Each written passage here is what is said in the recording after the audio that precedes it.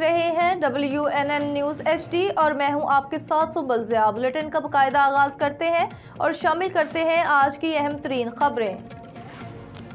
गुजरांवाला से खबर शामिल करते हैं। मोहम्मद अब्दुल्ला की रिपोर्ट के मुताबिक गुजरांवाला डिस्ट्रिक्ट बार एसोसिएशन के 2025 और 26 के सदारत के इलेक्शन में भरपूर कामयाबी हासिल करने वाले चौधरी शराफत अली नाहरा और जनरल सेक्रेटरी राजा अब्दुल मुकीयत खान की कामयाबी पर सदर गुजरांवाला कॉलमिस्ट फॉर्म और रहनुमा पाकिस्तान पीपल्स पार्टी चौधरी अरशादुल्लाह संधू ने फूलों के हार पहनाए और कामयाबी पर मुबारकबाद पेश की। नौ मुंतखब सदर चौधरी शराफत अली नाहरा ने इस मौके पर कहा, मैं अपनी कामयाबी पर अपने सीनियर और जूनियर वकला का मशकूर हूँ जिन्होंने मेरा भरपूर साथ देकर कामयाब किया। इंशाअल्लाह ताला मैं अपने सीनियर और जूनियर वकला को मायूस नहीं करूँगा और साथ लेकर चलूँगा और मैं कोई भी ऐसा इकदाम नहीं उठाऊँगा जिससे मेरे वकला को कमी महसूस हो। इन्होंने खुसूसन ख़वातीन वकला का भी शुक्रिया अदा किया। मज़ीद जानते हैं मोहम्मद अब्दुल्ला की इस रिपोर्ट में।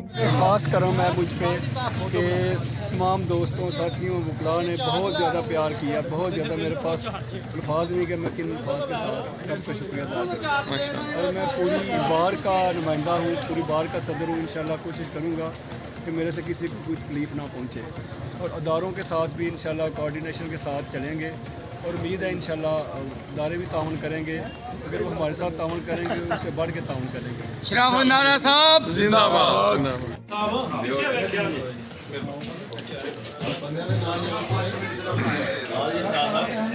आजे आजे जनाब जनाब जनाब माशाल्लाह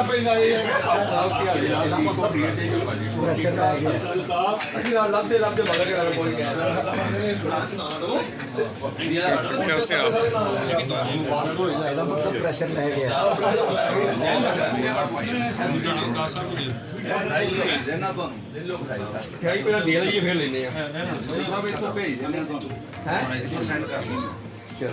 सर इतने आओ साढ़े को जरा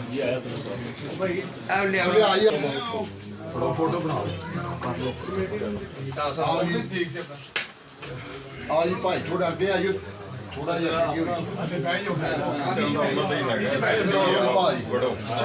चलो भाई पाओ क्या कर रहे हैं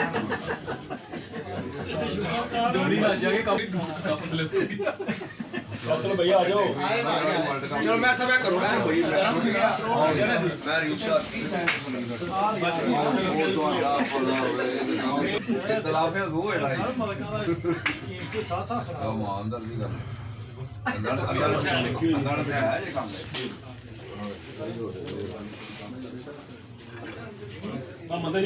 मुंह बैठा कर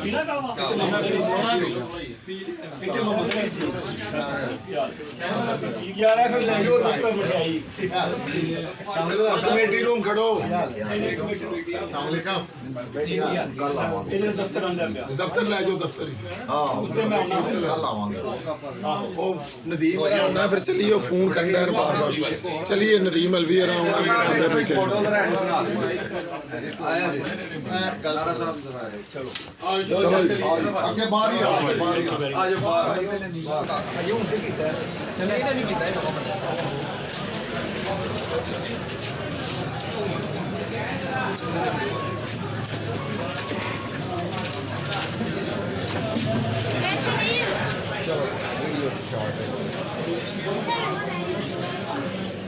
अस्सलाम वालेकुम नाज़रीन, मैं हूं वकार अजीम और आप देख रहे हैं DNT। इस वक्त हम मौजूद हैं DPA गुजरांवाला में और 9 मुंतखब सदर साहब को मुबारकबाद देने के लिए आए हैं और इनसे जानने की कोशिश करते हैं कि ये इंसाफ की फराहमी के लिए लोगों के लिए किस तरह मददगार साबित हो सकता है।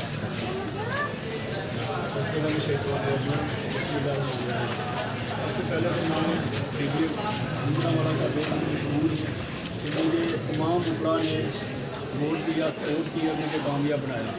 मैं उनका ये एहसान कभी नहीं भूलूंगा। इसका ज़ाहिर है इंसाफ की फराहमी के लिए हर मुमकिन कोशिश करूँगा, खुदा के लिए हर मुमकिन कोशिश करूँगा। और साल लगाना चाहिए ये लगाएंगे साल होगी और जरूर होगी इंशाअल्लाह। اور عوام کو انصاف دیتا ہوا نظر آئے گا. اسکولی ٹرائل کے لیے کوشش کریں گے. الیکشن کا ختم ہو گیا انشاءاللہ عدالتی کام باقاعدگی سے ہوگا بڑا کسی محفل کے.